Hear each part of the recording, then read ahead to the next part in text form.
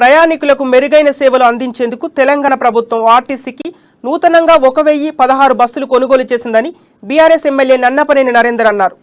వరంగల్ బస్టాండ్లో తెలంగాణ ప్రభుత్వం నూతనంగా జిల్లాకు కేటాయించిన సూపర్ లగ్జరీ బస్సులను పూజలు చేసి నరేంద్ర ప్రారంభించారు. మొదటి సర్వీస్ వరంగల్ నుండి శబరిమలకు వెళ్లనున్నట్లు ఎమ్మెల్యే నరేందర్ తెలిపారు. 650 సూపర్ లగ్జరీ బస్సులు, 350 డిలక్స్ బస్సులు, 16 స్లీపర్ బస్సులను కొనుగోలు చేసిందని, మొదటి విడతగా జిల్లాకు 5 బస్సులు కేటాయించిందని అన్నారు.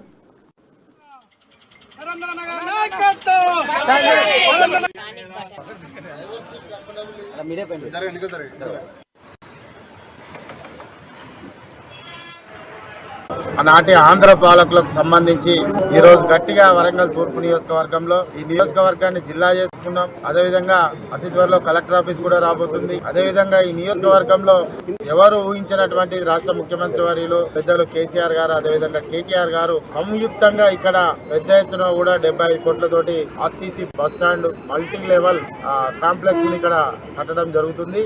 దానికి అనుగుణంగా అతి త్వరలో ఇక్కడ ఫౌండేషన్ కూడా వేయడం జరుగుతుంది. ఇంకొక సంతోషకరమైన వార్త ఏంటంటే ఆర్టీసీకి సంబంధించినటువంటి గొప్పగా సూపర్ లగ్జరీ